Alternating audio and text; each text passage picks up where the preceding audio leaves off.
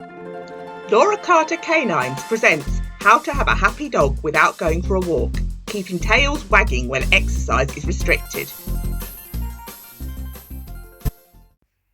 Hello and welcome back to How to Have a Happy Dog Without Going for a Walk. I'm Laura from Laura Carter Canines, and today we're going to be diving into a topic that might surprise you. Why short, focused training bursts can actually beat long walks when it comes to building your dog's focus and leaving them happily tired. Now, I know that sounds a bit counterintuitive. What we've been conditioned to think, dog equals walk. The longer the walk, the better it is. Tire them out and they will settle. But actually, that's not always how it works. In fact, long walks can sometimes do the opposite, overstimulating your dog, making them more reactive or leaving them buzzing instead of calm.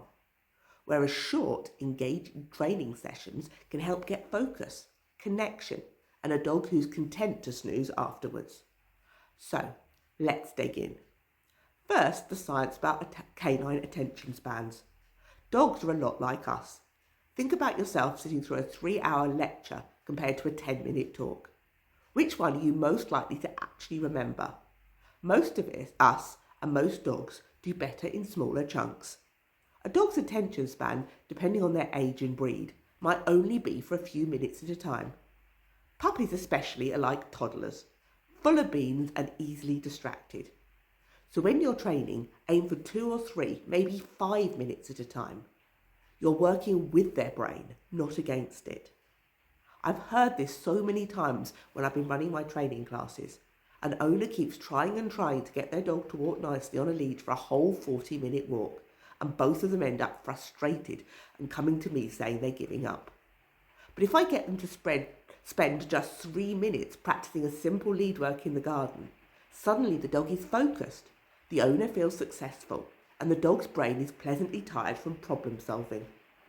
That brings me to the second point, preventing frustration for both dogs and owners. Long sessions can lead to one of two things. Either the dog switches off and stops engaging, or the owner feels like they're repeating themselves endlessly and not getting anywhere. Short bursts stop this cycle. You're ending before either of you gets fed up. Think of it like leaving the party while it's still fun, rather than dragging it out until everybody's yawning. Now, what sort of skills are best taught in quick bursts? Honestly, most of them. Anything that gets your dog thinking and using their brain. Recall, loose lead walking, stay, even tricks like spin, paw, or fun little games. These are the things you can practice in a minute or two here and there. And because you're working in little windows, you'll get loads of opportunities throughout the day. Rather than saying, right, I'll train at 6 p.m. for half an hour, you weave it into your daily life. Let me give you a practical example. You're boiling the kettle. While you wait, ask your dog to do a couple of sits and a couple of downs, maybe a hand touch. Reward them. Then you're done. That's a training burst. Or, when you grab your dog's lead for a walk, practice calmness at the door for 60 seconds before heading out. These little bits add up. One of my favourite things to teach in short bursts is recall. Instead of saving it for the park, I'll call my dog from the living room to the kitchen, reward them, and then let them carry on with whatever they were doing. It's fast, it's fun, and it teaches them that coming when called always pays off. And don't forget puppies or dogs on rest after surgery. They benefit hugely from this approach. They can't do long walks, but they absolutely can do 30 seconds of nose touch, 2 minutes of finding treats in a towel, or a quick middle game where they pop their head between your legs. It keeps them stimulated without overdoing their bodies.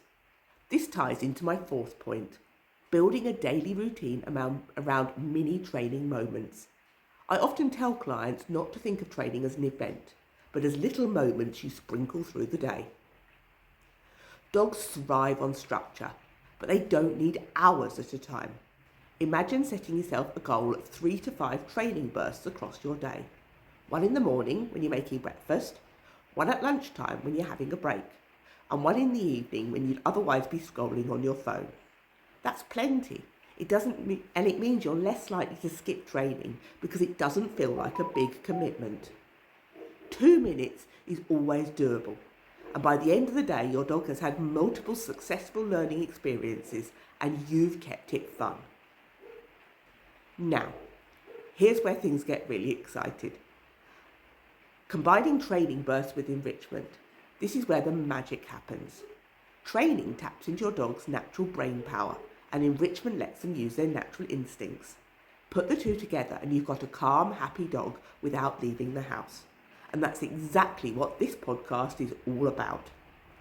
For example, hide a few treats around a room, then call your dog back to you halfway through the search.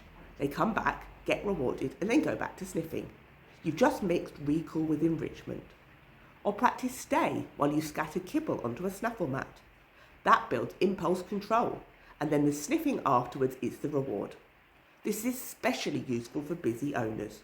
You might only have a few minutes before work, but if you spend that time doing a couple of training bursts and then give your dog a Kong to settle with, you've met their needs in a way that a rushed, stressful walk never could. And if your dog is on restricted exercise, enrichment and training bursts can be absolute lifesavers. My book, The Vet Says Rest, was all about doing this, how keeping dogs happy and calm during recovery. But honestly, it applies to all dogs. Training bursts and enrichment creates sustainable routines that work long time, not just in emergencies. So, to wrap this up, the key message is this: don't underestimate the power of short and sweet. 2 minutes of focus can achieve far more than an hour of dragging your dog round the block. Short bursts prevent frustration that fit easy into daily life and keep your dog's brain buzzing in the best way. Pair them with enrichment and you've got the recipe for a calm, contented companion. Before I sign off, I want to challenge you.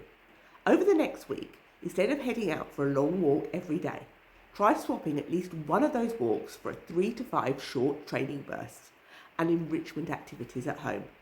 Notice how your dogs respond. Do they settle more quickly? Are they more focused on you? Let me know. I'd love to hear your stories.